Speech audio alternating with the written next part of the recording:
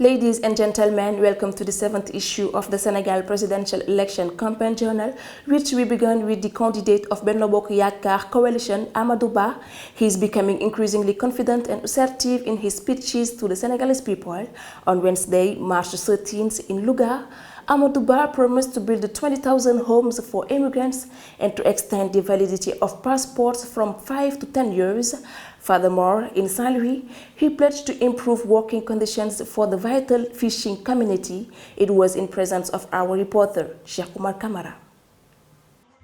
On March 13, 2024, presidential candidate Amadou Ba had two major rallies in the Senegalese cities of Louga and Saint-Louis. In Louga, he promised to build 20,000 housing units for immigrants and to extend the validity of passports from 5 to 10 years. This proposal aims to make life easier for Senegalese immigrants and simplify the administrative procedures involved in international travel. Sometimes it's hard to be abroad when your passport has expired. I was Minister of Foreign Affairs, so I had contact with immigrants. Every day we send people to have new passports made, but that's not enough. What we could do is make passports more secure and extend their validity period, as we do with national identity cards to 10 years.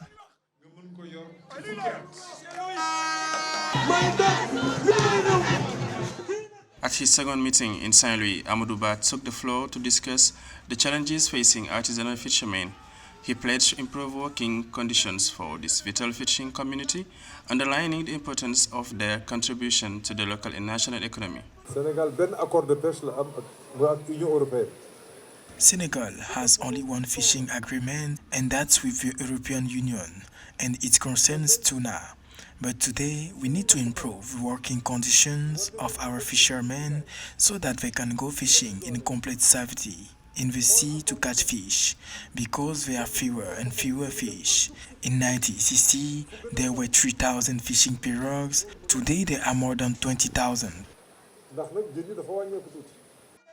The strategic commitments made by Amadou Ba are designed to meet the specific needs of the Senegalese people by proposing concrete solutions to improve their quality of life and strengthen the country's development. After Saint-Louis, the Benno Bokk Yakaar candidate continues to crisscross the north of the country to share his vision and campaign program. Pape Djibril is the candidate of the servant movement. In particular, he wants to break with the instrumentalization of justice, the promotion of mediocrity, and a disconnected education system. Graduate to the Center for Information Science and Technology Studies, the former journalist wants to improve conditions for young people once elected on March 2024. Pauline Minka. Born in Tiadiaye in the west of Senegal, Pape Djibril is the candidate of the 7th movement for the presidential election for March 24, 2024.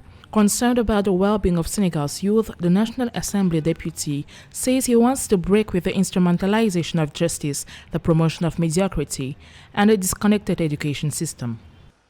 I advocate a break with the use of the justice system for political ends to harass and imprison citizens. Those only fault is that they do not share the same political vision. A break with an economic system that imports everything and produces next to nothing. A break with the promotion of mediocrity at every level. The only social left bank politics in the most simplistic sense of the word. In a 7-point presidential program, the leader also pledges to increase infrastructure in Senegal's suburbs once in power. His ambition is to meet the challenges in the areas of health, security and education. We are candidates because we want to take up the challenges in the health, security and education sectors, among others. Our ambition is to implement virtuous governance. The former journalist also plans to renovate a number of cultural structures, including Senegal's film industry. To this end, an aid fund especially dedicated to professionals in the artistic and cultural sector will be set up. Pape Djibril sees himself as the hope of young people, particularly from those in Tiadiaye. The issue of employment is a major expectation included in the program of the various candidates in Senegalese presidential election. For some Senegalese, effective sectoral public policies are needed to combat unemployment. Our reporter Mahmoud Pape has gathered their point of view. To resolve the issue of employment, I think we first need to resolve the issue of agriculture, because in reality there is less to do here in Dakar than elsewhere in the country. But we also need to review the fishing agreements to enable fishermen to benefit from this activity and to have more fish and to stay here in Senegal, because they have started to flee and go abroad when this is not a solution.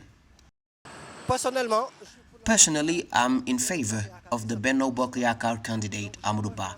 I trust him because he convinced me at the meeting he organized in Baké. He has promised 1 million jobs for young people, and I think he will be able to help us in this area, especially a young person like me who is a second-year student. I think he has the ability to lead us. I think that all young people want to work. I think that young people should be allowed to work where they are in their activities, and also that they should be allowed to work in peace. That's what I expect from any president. As for me, I expect them to help me stay here on the pavement and sell my coffee in peace. Senegal is one of the best performing economies in sub-Saharan Africa, with real GDP growth expected to reach 8.3% in 2024, according to IMF forecast. However, to achieve these growth targets and improve the economy's competitiveness, President Macky Sall's successor will have to focus on making the private sector more transparent and creating an investment-friendly business climate. Filamentine. Make Senegal an economic hub through investment. This is the ambition of the Senegalese authorities. To guarantee positive and lasting economic benefits and reassure investors, the government is pursuing an active policy to encourage foreign direct investment inflows. To this end, the country hosts a large stock of FDI. According to the World Investment Report of the United Nations Conference on Trade and Development, in 2022, FDI inflows to Senegal remained stable at $2.6 billion, despite the general drop in FDI observed in Africa. We will stand by investors, supporting them at every stage of their project and ensuring that their entrepreneurial spirit has a tangible impact on the Senegalese people, the primary beneficiaries of these investments. Since 2012, President Macky Sall's government has been working to implement the country's development strategy by supporting the private sector. The government has firmly resolved to make better use of public-private partnerships as a means of carrying out some 20 projects included in the Plan Senegal Emergent at a total estimated cost of over 1,587 billion francs CFA. We are convinced that private investment is a crucial driver of economic growth and sustainable job creation.